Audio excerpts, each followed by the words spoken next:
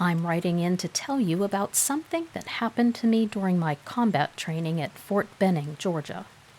It was in the middle of August of 2003 to be exact. I was taking a night land navigation course, which is a course where you go out at night and have to plot points on a military map with minimal light, using only a compass and a protractor. The purpose is to get us used to being out at night and navigating at night. So there I was in the middle of the course at about 1 o'clock in the morning, and I was trudging through some deep brush. There was a row of trees on either side of the brush, and I was walking right down the middle of them. As I was walking, I started to hear something to my left. It sounded like it was walking too, but through the trees, and it was making a low sound, like a growling sound that sort of rumbled the earth. I thought that was kind of strange, but I just kept walking, thinking that it might have been some kind of a tactic meant to try and disrupt our concentration, basically to test us.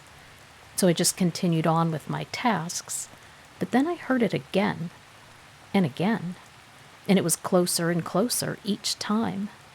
By my calculations, it was about 40 yards away. So at that point, I decided to investigate it. I mean, maybe this was a test to see how we handle these things. So I made my way through the brush and towards the trees. I walked towards the noise, and soon enough, I was able to make out a large figure lurking in the trees. It had its back turned to me, but I was close enough now that I could see its muscles moving as it stood there doing something. I assumed it was a drill sergeant or something, but then I quickly noticed that it wasn't wearing any uniform at all, and it was hairy as hell, sort of like a bear would look. But this is Fort Benning, and we don't have bears or anything like that. So I thought to myself, what the hell could this be? And that's when the thing turned around. And my God, this thing had extremely bright yellow eyes. They were so bright that they almost glowed in the dark. I mean, man, these things were bright. And its face looked like a dog's face with long fangs sticking out of its mouth. It stood about 6'3" or 6'4", I would say, and had really broad shoulders. It also had very long arms. Its hands looked kind of like a human's hands, except for the fact that they had really long claws coming out of them. And the only other detail I can remember is that it had reddish-brown color to its skin. I stood there in utter amazement. When I did, this thing let out a growl that sounded like the devil himself. It was so loud and deep that it shook my very soul. This thing then started to run towards me. Now at this time I should have been running as fast as I could to get away from this thing, but for some reason, I don't know why, but for some reason I just stood there and watched it come towards me.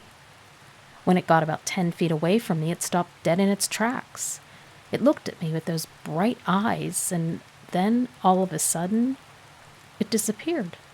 It wasn't there anymore. It was as if it had vanished into thin air.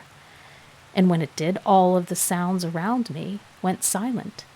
No crickets, no birds, nothing. It was like everything just shut off once this thing disappeared. I stood there for a few seconds in utter amazement, and that's when I decided to get the hell out of there. So I booked it back and began to tell the others what had happened. They didn't believe me at first, but then they saw how shaken up I was. They knew I was telling the truth. So they took me back out there with some flashlights and weaponry just in case we ran into the thing again. But when we got there, I could still feel its presence around me, but no matter where we looked, we couldn't find anything. We stayed out there for about an hour looking around, but nothing turned up. I don't know what this thing was, but it wasn't human. It wasn't human. That's the one thing I can say for certain.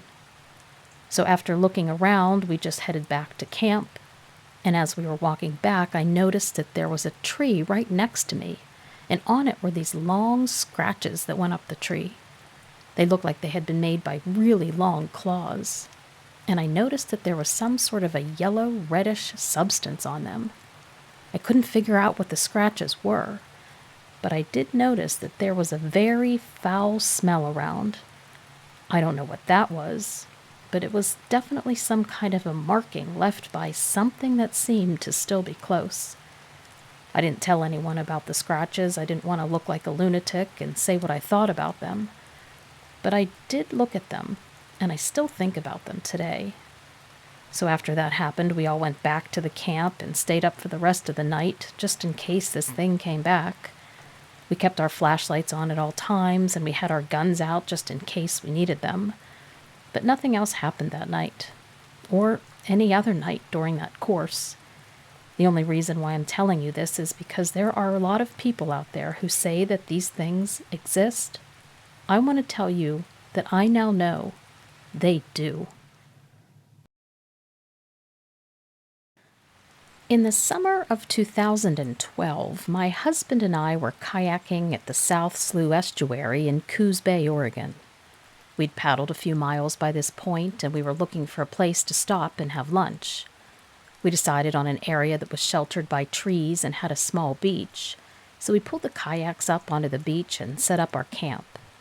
I was packing our food, and my husband was gathering firewood when we both heard something large walking through the brush on the other side of the pond. It sounded like it was very close, but we couldn't see anything because of all the trees around us. I'm always a little worried about bears when we're out in the middle of nowhere, so I was on edge. My husband asked, "Did you hear that?" I said, "Yeah, it sounds like something big is walking through those bushes. I think we better stay close to the kayaks." And then there was silence for about 5 minutes. I was just starting to calm down when there were 2 loud knocks on a tree right behind me. I nearly jumped out of my skin. My husband was less than thrilled and asked if I thought it might just be someone else hiking the reserve and messing around. He called out to them, but we got no answer. We both stared at each other in disbelief for several seconds before he said, "I'm going to get our stuff out of the kayaks." He grabbed his paddle and walked down to where we had left the boats. I continued setting up lunch while keeping an eye on the spot where we had heard whatever it was walking around. And then I was startled again when my husband yelled from the water, "What the hell is that thing?" I hurried down to where he was pointing at something in the water about 30 feet away. It looked like a large dog swimming with only its head and shoulders above the surface of the water. It had reddish-brown hair, and it seemed to be paddling with its arms towards us. We both stood there watching it for several seconds as it slowly made its way closer. I realized quickly that it definitely was not a dog. Whatever it was way too big. Bigger even than us when it reached a shallow spot and stood up out of the water a little bit. The body was covered in hair that was dripping down a very human-shaped chest, and then suddenly it ducked under the water.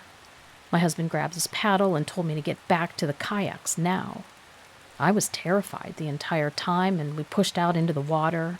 It was hard to paddle with control, but eventually we reached the area we had put in. There were a few other families in the lot getting ready to explore the reserve, and it took everything in me not to tell them to leave because we saw this creature. Even then I knew it sounded crazy. We quickly gathered up our things, headed back to our car, which we were parked at the entrance of the preserve. We drove back to our home in Eugene without saying a word to each other about what had happened. We just couldn't deal. A few days later, we watched a documentary on TV that mentioned Bigfoot sightings near South Slough. I couldn't believe it. The area where we had lunch was less than a half a mile from where the sighting took place. Since seeing that show, my husband has been convinced that what we saw and heard by our camp was indeed some kind of Bigfoot. I'm still not sure because it all happened so fast and we were running on adrenaline. But either way, I don't like talking about it much because people tend to be judgmental about these things. But if you think about it, they have so much room to roam in an area like Oregon, it's totally possible. I can't fathom telling a story about a dogman without telling a story about dogs. I had an aging male husky named Grimy. He had that heterochromia, the 2 different colored eyes. He called the forest on my property in Vermont his own little doggy empire. News reached me that there had been a rash of wild coyotes that didn't have any qualms with picking up domestic dogs for food, so I was afraid to let Grim wander too far. Against my basic principles as a dog owner, I chained him up so he wouldn't wander off into the woods like he was used to. He didn't like that none too much at all. One evening I went out to check on old Grim, and I thought I could hear the wail of coyotes. Actually, that's exactly what I heard, and the sound was coming from where I had kept him chained up. I cursed myself for not thinking about this as a possible outcome, so I rushed to my dog's rescue with a heavy shovel in my hand. I feared that I was too late and that would be the shovel I would use to bury my dog instead of rescuing him. Sure enough, I came over him just in time to see a bunch of the wild tramps run off when they saw me coming and making noise. I thought for sure that I'd see Grim crumpled up and torn open, but I didn't see him at all. The chain looked like it had been snapped, but that could only be possible if it had been done with cutters. What thing on this earth could possibly snap an iron chain like that? I heard Grim whimpering. The sound interrupted my thoughts. I couldn't tell which direction it was coming from, though, so I spun around to see my dog in the clutches of a creature I can only describe as a monster from the stinking pits of hell itself. It looked exactly like a man crossbred with a mean dog. The head was ferociously wolfish. Everything else had a very brutish human aspect to it. The arms like tree trunks that held on to my dog very firmly. Grim looked at me. I couldn't read him. I was too worked up to tell how much terror he was seized by. He wasn't exactly relaxed, but he wasn't panicking either, and this threw me. He tried to wiggle free at the sight of me, and just like that, the monster let him go and looked at me and bared its fangs. But other than that, it didn't do anything. This thing then slowly walked backwards into the woods with its eyes slowly and heavily trained on me, as if making sure I wouldn't move a muscle. When it was clear that I wasn't going to chase it off, it ran off. Before submitting this story, I did do a bit of preliminary research, seeing what kind of experiences people have had with humanoid dogs. I'm guessing this would be in the dogman category, correct? Assuming all these stories are true, it looks like it's not uncommon to have near misses with these creatures. But it looks like in this instance, the thing let me go, and my dog too. It even seemed to perceive that my dog had a relationship with me. I have no idea what kind of instinct this understanding was working in. I guess I should consider myself lucky. And my dog, even luckier.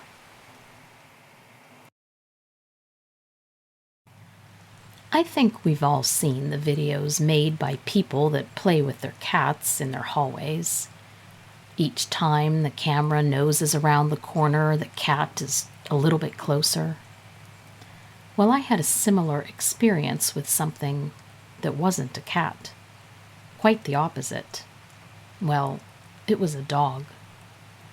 It had beefed up muscles rippling under its coarse black fur, and it walked on 2 legs.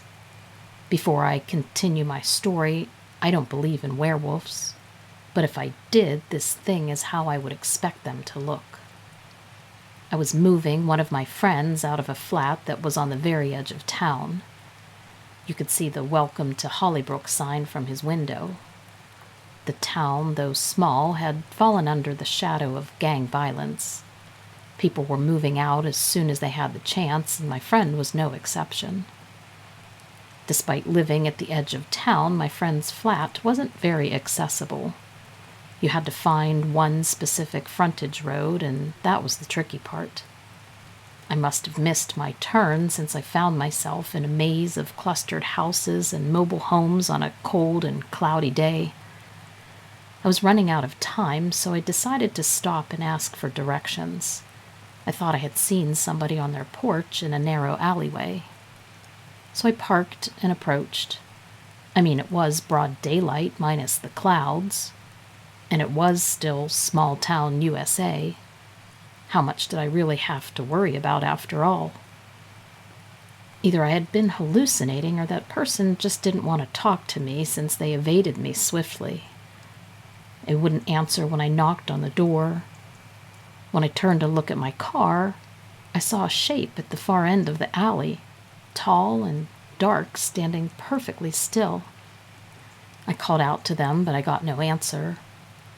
I descended the steps of the home and went to call out again, but I noticed that the figure was now much closer, just as if they had sprinted closer in the time that I took my eyes off of them. And then I blinked, and they were even closer.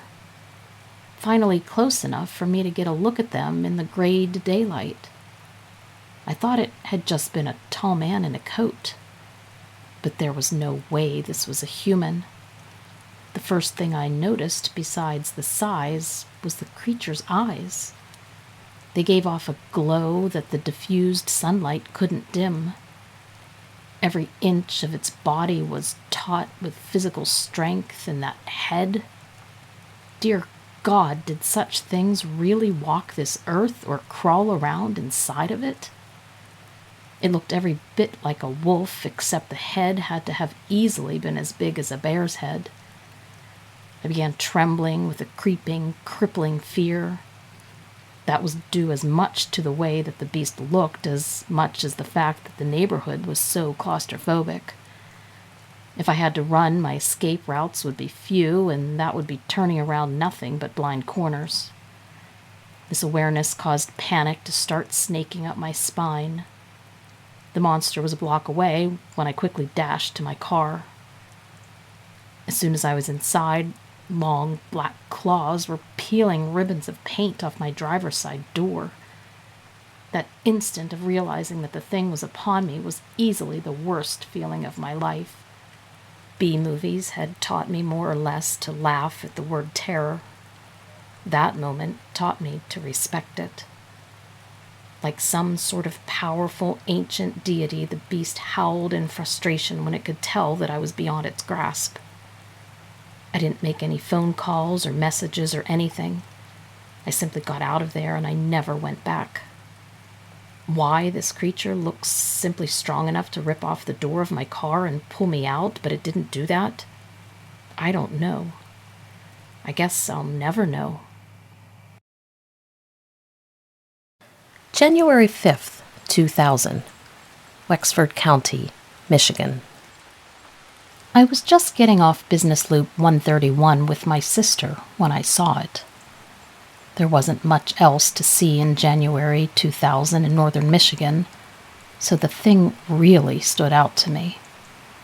We had been taking turns driving to get to my sister's new apartment, and we were both suffering from eye strain and boredom. I'd already heard all of the stories about the folklore in Wexford County, but nothing had prepared me for what happened next. As we made our way to Cadillac Rest Area 306, I pulled my old beat-up sedan into a parking lot space so she and I could use the restroom before heading onward. She had been bugging me for weeks to see her new apartment up north. I'd been putting it off, only because I needed the overtime at work. But I finally broke down and agreed, even though I thought up north was more dead than anything. I climbed out of the driver's seat and took a moment to stretch. A man was hunched over one of the trash cans. The dark plastic lid was on the ground beside him as if it had been haphazardly cast aside in some desperate measure to get to the bottom of the dumpster. My sister just ignored him and kept on walking toward the public restrooms. She'd seen plenty of homeless people in her life, so it was nothing out of the ordinary for her. I knew it wasn't right to talk to strangers, but I thought the guy was hungry and I felt sorry for him. I bit into my lower lip as I dug into my purse to offer him something to eat. And that's when it happened. As I closed the gap between us, he straightened his spine as he turned to look at me. He had to have been at least 7 feet tall. I felt my heart stop in my chest. The body may have seemed to belong to a man, but the head definitely did not. The first thing that came to mind was some kind of dog. Its fur was short and its snout was long. It reminded me of a werewolf, except way more disturbing. The eyes pierced my soul, and the yellow-amber tint was something like from another time and place. The ears stood erect along the top of its furry head, and its teeth were like massive daggers. When it turned and howled at me, it sounded like a human screaming, like every bone was being broken in their body at the same time. The creature leaned towards me. Drool dripped on my purse. I assumed it was searching for the food I had stashed away. It took in my scent with cautious curiosity. When it came closer to my face, I cringed. The breath was foul. The smell of death and decay hung in the air between us. The thought of a local butcher shop flashed briefly in my mind. I was so glad my sister wasn't anywhere near this thing. Between the two of us, I was the better one when it came to self-defense, yet all of the classes in the world couldn't have prepared anybody for this. A low, guttural growl escaped the creature's moist lips as it continued to study me. I noted the thick muscles in its upper body. Its torso was unnaturally wide at the top, but its waist was slimmer, similar to a canine, yet somehow positioned upright on two legs. It just didn't make sense. None of it did. For one thing, it was broad daylight. I had always been led to believe mysterious creatures lurked sometime in the night. As I gazed fearfully into its eyes, I could see intelligent life reflecting back at me. Wherever this creature had come from, it was clearly not your average animal. I started to rethink the local folklore all over again. Maybe the people here had been right all along. Maybe the stories I had heard were real after all. Then it occurred to me that maybe Wexford County wasn't somewhere my sister should go to school. It was then my sister emerged from the public bathroom. She was brushing something off of her shirt when she glanced up. She immediately spied the beast and began to scream. It was more like the kind of scream that made you freeze in place and makes your blood run cold. The kind of scream you only hear in movies before someone dies. The creature glanced over at the sound of her voice before scurrying off awkwardly on its two legs. I had never been more grateful to see anyone in my life. She hurried to my side and asked if I was okay. We stole a moment to share a quick hug, so happy that we had been spared. Then I nodded and the two of us sprinted like crazy for the car. I don't know what happened to the thing we saw near the rest stop. I just hit the gas and kept on going. Neither one of us looked back. Luckily, we've never seen it again. This experience marks the very last time I ever went on a road trip or drove out of state and did not at least get a hotel. I regret this decision. So, to set this story up, about 10 years ago, I drove about 3 states over to Oklahoma to go see some extended family that I hadn't seen in the last 20 years. Well, instead of flying, and because I was cheap, I decided just to drive there and save as much money as possible. I would just pull over to spots that I knew were safe and nap in the car. Even though I could have gotten a cheap motel, I figured the $70-80 was worth saving, at least at the time. I regret that now. I also decided to try and skim through the traffic, taking back roads whenever possible, which you'd be surprised with the way I had to go. There were actually more back roads to take than I would have liked. But I enjoyed the scenery. So somewhere on the trip there, after consuming my 3 or 4 cups of coffee throughout the day, I reached my limit. I found a nice little pull-out on a not-so-traversed road, and out I went. The next thing I know, I'm awakened by something banging against the window. It jolts me awake since I'm a pretty light sleeper. I wake up, Look to my left, and to my horror, there's this large hand pressed up against my driver's side window. And then my eyes immediately dart over to the illumination of light not too far away from where my eyes then make out the silhouette of what appears to be an incredibly large head of a lion. And then my eyes adjusted more.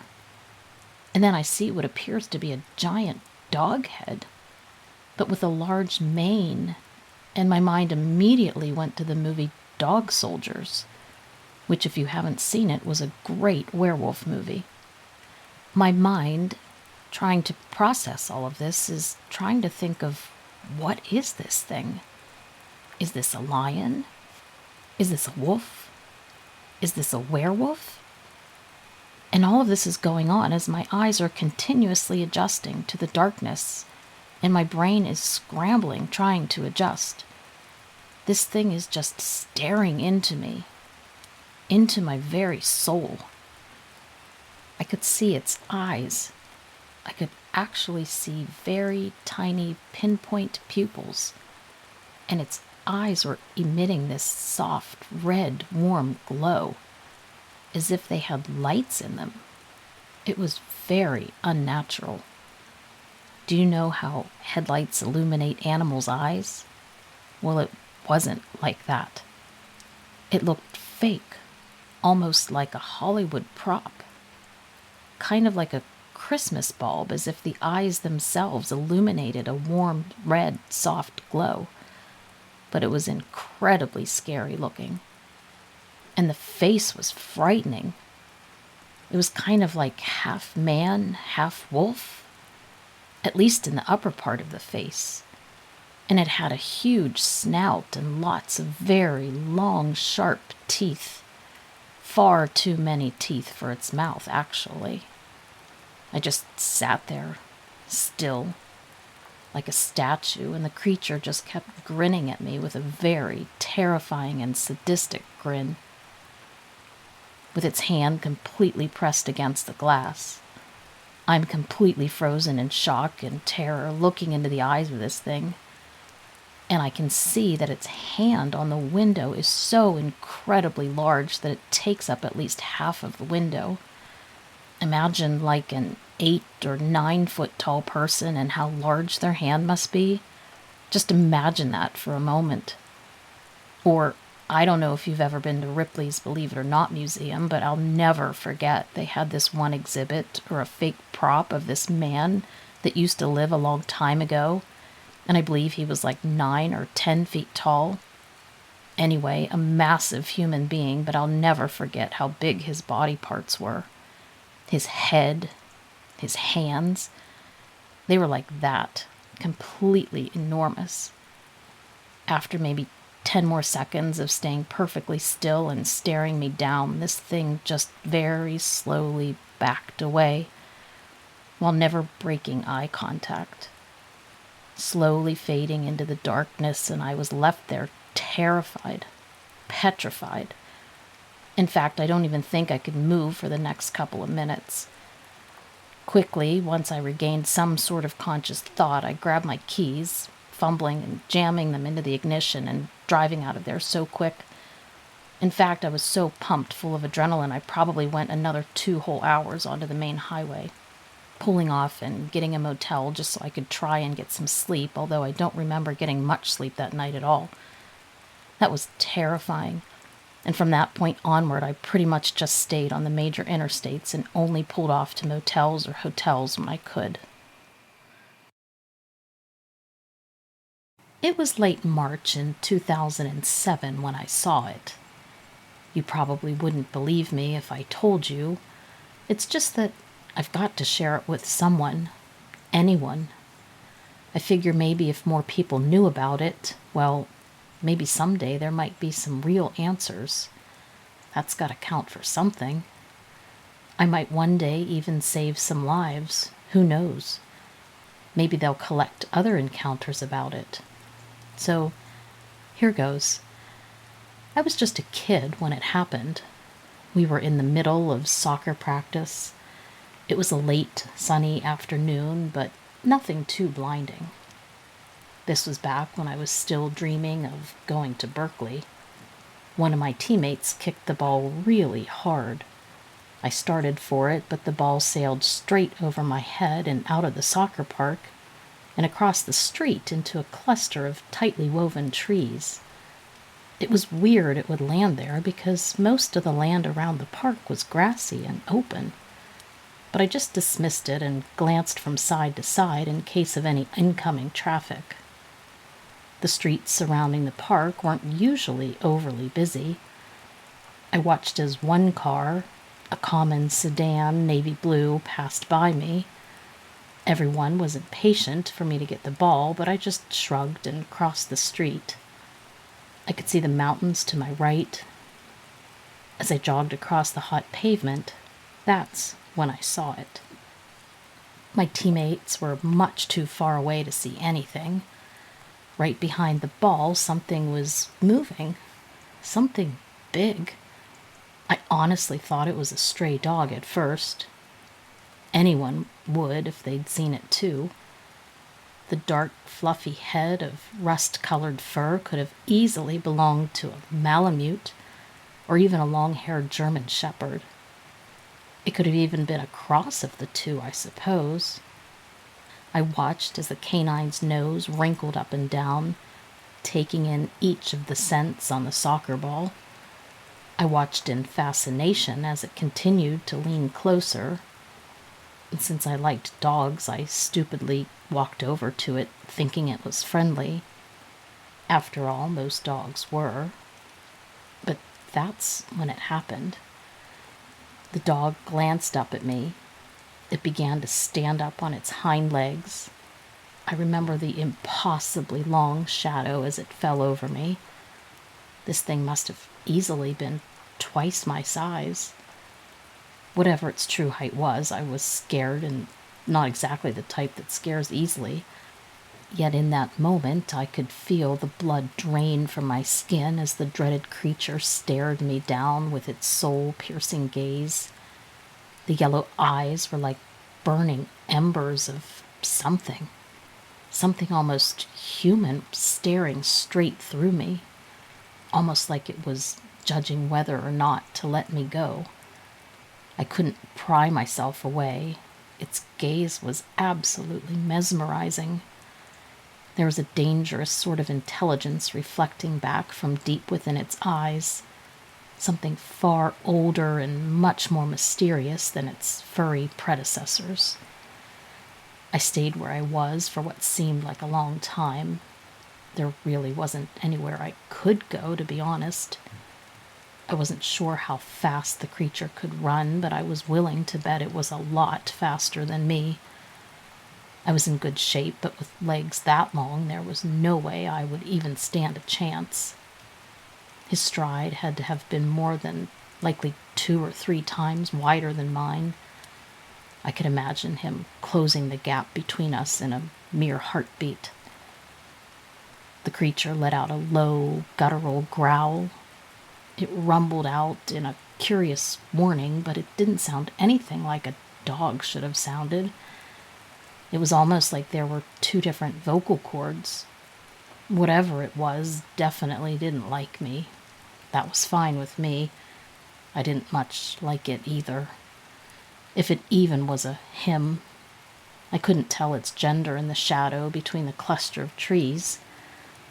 I bravely reached out with my trembling arm and pointed towards the ball, using one of its massive clawed paws with nails that could have easily rivaled that of a witch.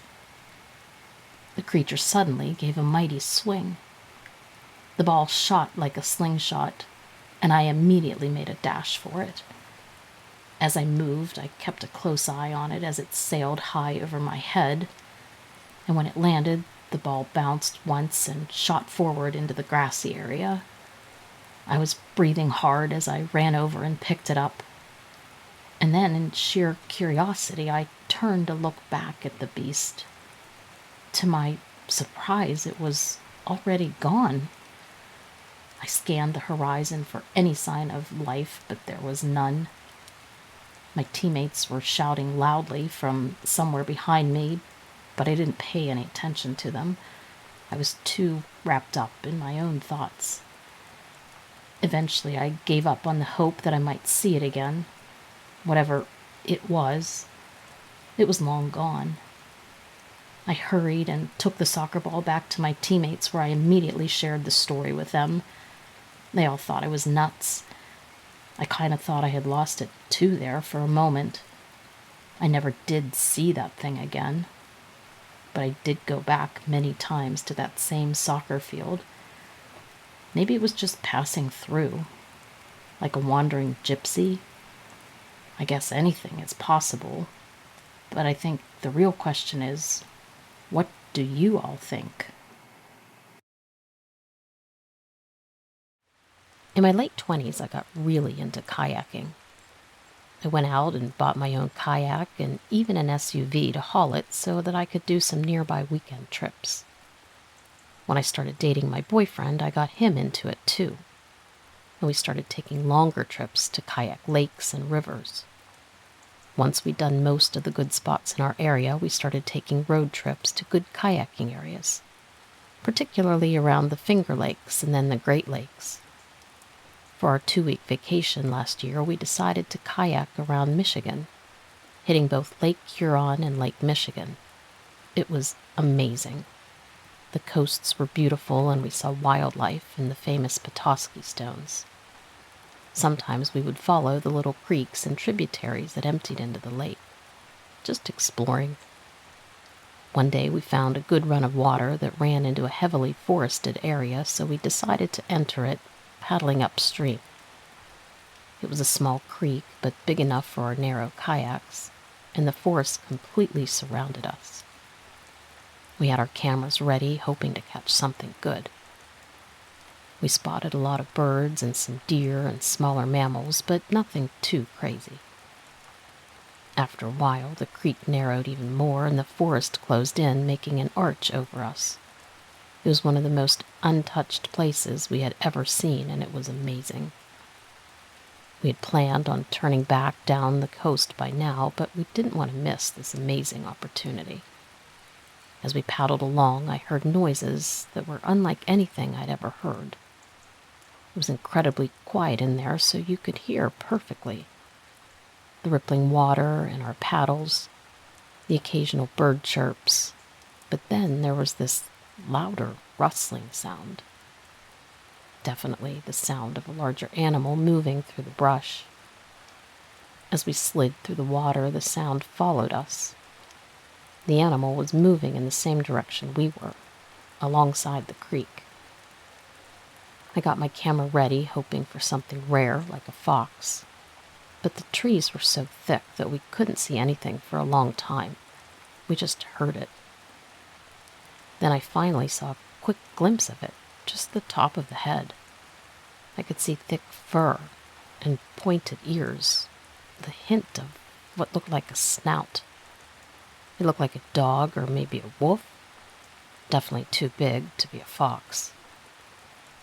I still couldn't get a clear look at it, but I'd catch glimpses as we moved along and it continued alongside us. It was definitely creepy that something we couldn't see was following us. We decided to turn around at the same time and realized that we'd have to paddle fast or wouldn't make it back to our campsite before dark. But when we turned around, we found that the current was strong enough that we could put up our paddles and drift back. And that let me hold my camera better. I took a bunch of pictures as we drifted. As we floated back, I was sure that the dog, Wolf, would keep going the other way. But after about 10 minutes, I started to hear the rustling again. I pointed it out to my boyfriend, and we both watched with our cameras ready. Once or twice, I got a picture that included the ears, or the tip of its snout sticking out. But I still couldn't tell what it was. I was leaning forward, pretty excited to see it, and I really wanted to get a picture of it, more for the confirmation of it. I decided to try whistling to see if I could get it to come further out of the brush. That didn't really work, not surprisingly. So then I tried tossing pieces of leftover lunch towards the sounds. I had some bits of my sandwich that I thought might entice it. I figured we were safe enough out in our kayaks.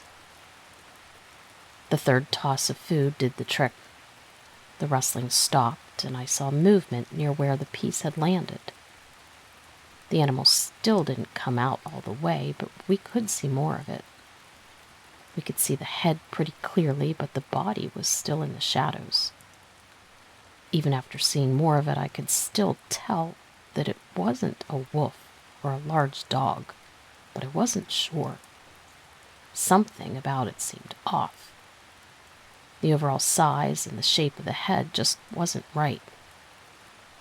It was only then that it occurred to me that it might be rabid or otherwise sick, and that trying to bring it closer was a bad idea. My boyfriend agreed, and we decided to paddle the rest of the way out and leave the animal alone.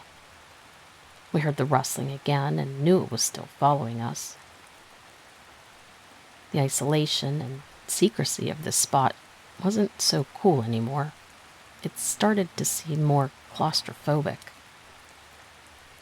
Soon we were nearing the end of the creek and would be getting to the lake soon. We could still hear the animal in the bushes along the way, but it wouldn't be able to follow us much longer. The trees ended soon, and there was open beach along the entire coast.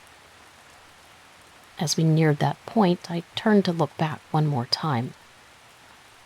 That's when I clearly saw the pointed ears and the dark grayish fur, and I watched in horror as it stood up, standing right at the edge of the trees, watching us with intensity, standing perfectly up on its two hind legs.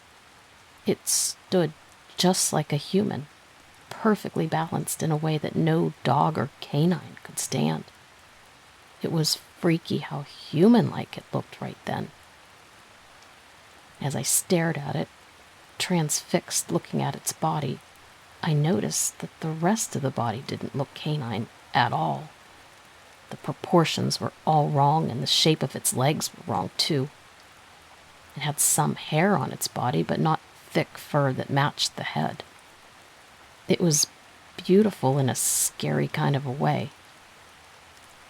I yelled out to my boyfriend, whose kayak was ahead of me, but by the time he turned, it was gone.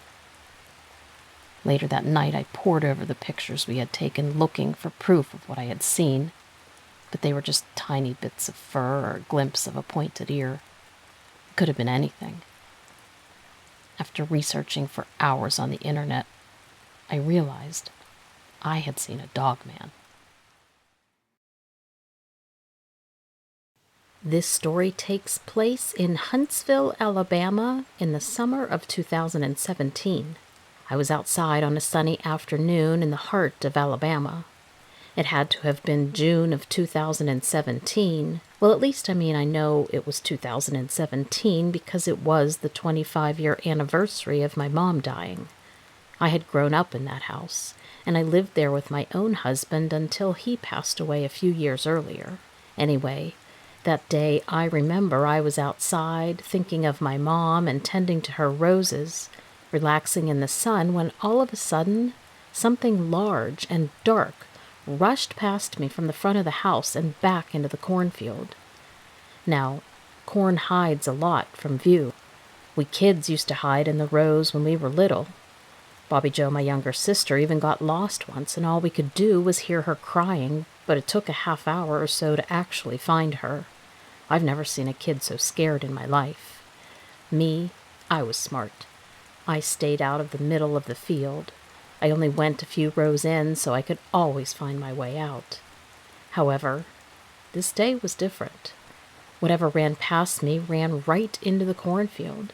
It went in fast, and it was big, but it moved in a way that seemed light and agile. I squinted in order to see the thing better, and I crouched down to see into the field further, down low where the corn isn't as thick. I don't know why I did it. Squinting never improves anyone's vision anyway. I started to wonder if I needed new glasses because I figured I should have been able to see this thing in more detail. And now I was super curious. I got up and started walking toward the corn. The neighborhood kids always liked to come on the property to play games. I figured it was just one of them up to no good again. Maybe one of them hiding from their friends. I yelled over towards the figure in the corn, waving my hand in the direction to get its attention, telling it, "Be careful, don't get lost in there." But there was no response. I thought that was strange because normally the kids know when they've done wrong and they come out and apologize for trespassing. You see, at this point in my life, I was the grandma to all of them in our town. But this time there was no answer, and the air seemed really still, and that caused a little chill to start up my spine. I would later blame that on the breeze, but to be honest, I don't believe there was one that day. I swallowed tightly, wondering why the kid wasn't answering like they normally do. So I walked closer to the cornfield and soon noticed down on the ground some kind of an animal print. It looked like maybe some kind of wolf. In all my life, I had never seen a wolf print before, and I don't even remember actually seeing a wolf since they are rascals and they are really good at hiding. But my dad used to tell me all kinds of stories about wolves, and none of those stories were good. But I bravely walked further into the corn and towards where the dark shape had gone. And then soon a few feet in, I could start to make out some dark fur. And I stopped to think about how this kid must be hotter than heck wearing whatever he was wearing. So I called out for him to listen to me and come out real nice. And that's when it happened. Before I could say another word, the thing took a step, and a dark, hairy foot came out into the light. It looked like the leg of a wolf, but it was standing upright, meaning just one back leg was in view. I thought I must be seeing things. I rubbed my eyes, and that's when the creature shifted its weight and leaned towards me. Now I could see the wolf body ended at the waist, and it became sort of like a man with light-colored skin. On the neck was the head of a huge dog, though, or at least that's what the thing looked like to the best of my description abilities. Some kind of shepherd, I think, like all brown and black. The thing that made the creature so disturbing to me weren't the sharp teeth, those long, pointed teeth. It was actually the eyes. They were yellow. Now I'm talking bright, really bright like the sun. They were the kind of eyes that struck your soul when you looked at them. And we were now both standing there, staring at each other. I couldn't help but think how its yellow eyes would match the corn when it was ripe. But at the same time, I was frozen in fear. Half of me wanted to run, the other half wanted to stay and just figure it all out. Figure out what it was. The half-man, half-dog, or whatever it was, growled lightly as it sniffed the air in my direction. I swear by that point the color had completely drained from my face. There's no way that no one ever heard of an old woman being as frightened as I was in that moment. Somehow, though, I also had the thought right then that my church friends were going to love my story. I mean, we never get anything strange in our town. So then the creature leaned closer to me. I caught the whiff of a familiar smell, like salty corn. And it wasn't coming from my crops either. This was the distinctive scent to German shepherds and beagles. The whole thing just wasn't right. Not right at all. I started to question my sanity. Maybe I was imagining the whole thing. Or maybe it was a trick of one of the kids and they were playing with me. They were always up to no good, fooling around. I folded my arms over my chest, feeling some of the fear drain from my body. I was feeling a little like my old self again. That was, until I felt the drool splatter from its mouth. And then everything suddenly became very, very real. I never did see a creature quite as tall as that thing ever before. The thing must have stood nearly 8 feet tall, must have weighed a good, 300 pounds. It was massive. I knew I stood no chance of defending myself. Doubt there was much I could do but just scream. If I was lucky my heart would actually attack me, I would just die right there. But I guess God had other plans for me. The neighborhood kids happened to run into my yard right at that moment, and the creature swung its head in their direction. They weren't close to us yet, and probably didn't even know that I was a few rows into the cornfield. The beast-like creature now turned completely in their direction. Its left ear twitched, and then it turned again, and it dashed back into the cornfield for cover. I could hear it running on 2 feet across the rows, and then I didn't hear it anymore, and it was just gone. I cocked my head and I tried, but I couldn't hear anything at all now. The kids came through the yard further and over to the field where I had entered it, and this time I was grateful for them to be looking for me. In the end, I think it seems like the creature didn't want to hurt anybody, because I think it easily could have. I kept my eyes peeled after that day any time I was ever outside, but never did I see that thing since. I reckon it was just passing through the area. I hope. Made me wonder if there were more like it out in the world. I guess there would have to be, because you can't just have one of some living creature.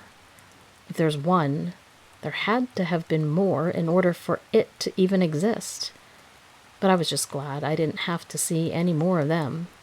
That could have been the complete death of me.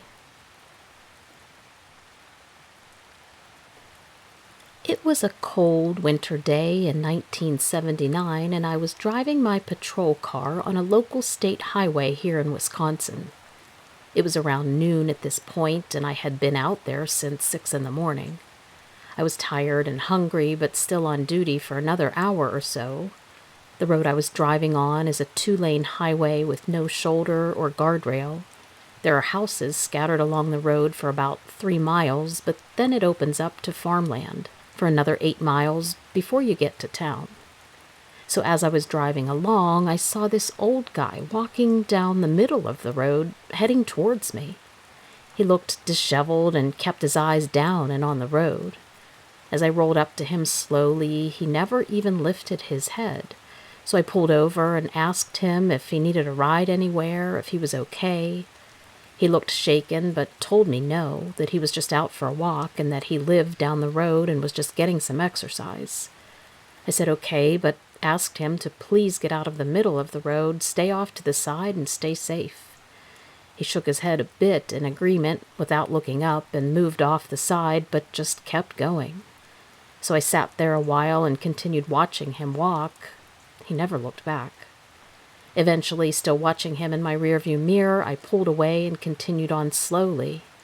I was still focused on him when about a half a mile up the road, in the area that he had been coming from, I approached something laying on the side of the road. An animal. Something that looked like it had been hit by a car. I instantly thought how strange it was that the old guy didn't mention anything to me about it, but then again, he barely did say anything to me. This animal, it was about 4 feet from the edge of the road, so I figured somebody must have hit it pretty hard to knock it that far off and into the ditch. Maybe the old man didn't see it, but that would be very unlikely. I slowed down to look out the window at the thing lying there dead and eventually stopped my vehicle and got out. I put my hand on my gun and slowly walked towards it, with my senses alerted just in case it was still alive. I mean, I know from experience that a deer that seems dead can still kick a mean punch if you get too close. So as I approached, suddenly this thing quickly reacted to my presence. It stood up on 2 legs, and it started running towards the strand of trees to the right. It ran fast, and it ran on its hind legs with its arms swinging in front of it. I'm sure I had a crazy look on my face as I watched it because my head was swimming trying to comprehend. The creature was about 7 feet tall and covered in long brown hair. I kept blinking to try to be sure that I really was seeing what I was seeing. I froze for a moment, trying to process it all, and then I drew my gun and started running after it. I don't know why I did that, but I did. I guess my training kicked in or something. It eventually crossed the entire field and ran into the trees, which is when I lost sight of it. My heart was racing as I stood there at the edge of the tree line, listening for any sounds. But I heard nothing except the wind blowing across the fields. After a minute or two, I walked slowly back to my patrol car while looking back at the trees the entire time, still trying to compute it all. When I reached my vehicle, I hopped in and drove away very quickly towards town, hoping that someone else would have seen it or reported it. The entire way back to town, I kept thinking about the old guy, too, the guy in the road. I wonder if he saw it and kept his mouth shut, but why would he do that?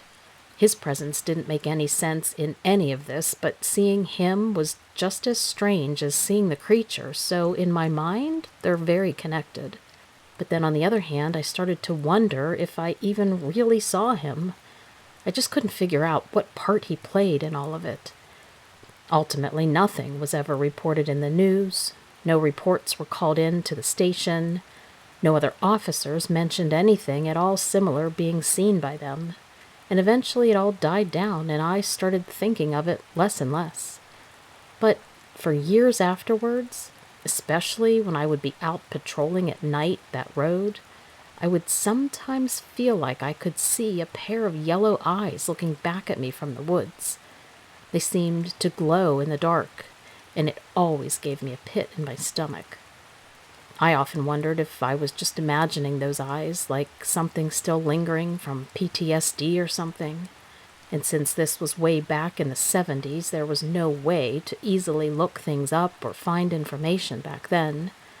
And I wasn't about to talk to many people directly about it, so I just kept it all inside. However, in recent years, I've been able to poke around on the internet and search. My final conclusion after reading a ton of info is that I think it was a dogman. Yes, I honestly think that the thing I saw all those years ago was probably one. Truthfully, I still get chills thinking about it, and I'm glad now that nothing bad happened to me that day, especially with how stupid I was to follow after it. And I still wonder what happened to the old man in the road, and what part, if any, he played in all of it. Truly, even though I think I know what happened that day, the inability to know 100% what really happened is the hardest thing of all for me.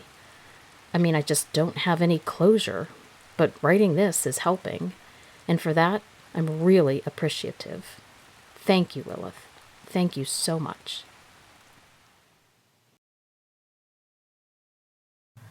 I did a really stupid thing and fell asleep in a boat on the bayou.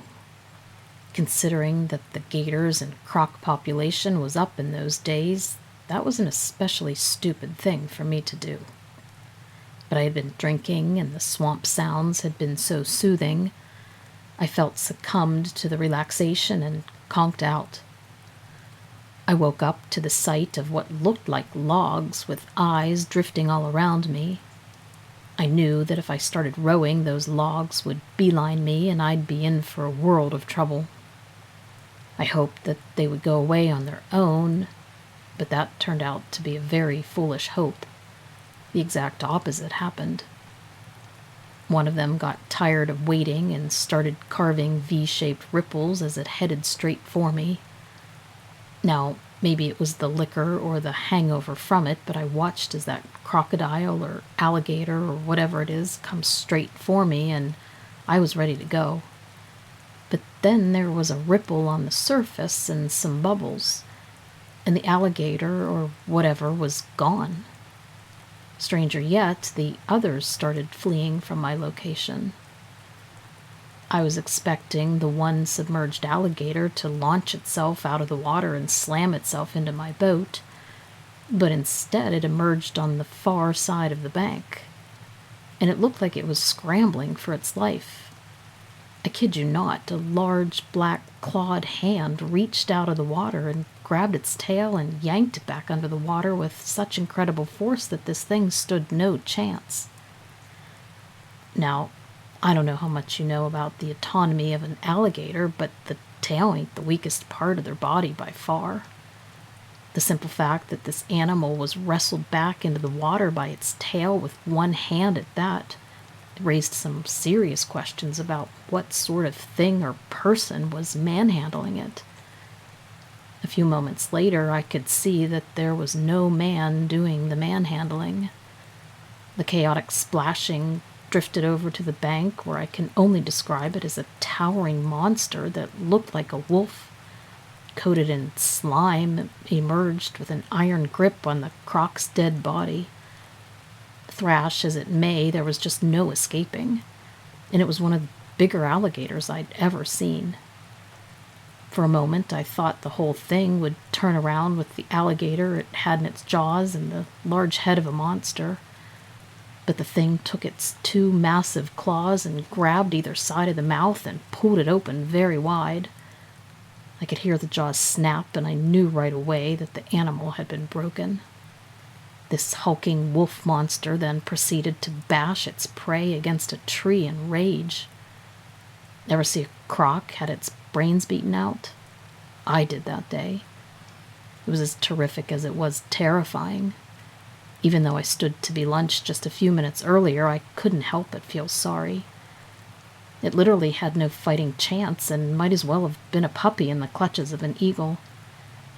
If you'd met me, you'd see that my hands shake. It's why my voice shakes, too. I came so close to death, and then I watched death incarnate in the flesh rise up and break a predator that I feared as if it was just a mere toy. That is why I stay out of the bayous. I've heard tales of what people described as hulking-sized werewolves, but I always just thought it was a wives' tale. Silly ghost stories to scare kids that are told around the campfire. That is, until I saw it for myself. I was more amazed at the sheer size of this animal or creature or thing. It was kind of like a human, except nearly 8 to 9 feet tall, with a massive Arnold Schwarzenegger-like body, covered in thick, long black hair, with a massive head of that of a wolf. To say it was a werewolf, well, I don't believe in people changing into wolves at the full moon, but aesthetically this thing lined up with what many consider to be a werewolf, except it looked much fiercer and hulking than I could have ever imagined. That's why I now permanently stay out of the swamps. I know those tales are real. I don't know if they're demons or if they're living animals or whatever they are. I prefer to consider them guardians of the swamp. And I guess that day, however you want to look at it, this thing was looking out for me, or so I'd like to think.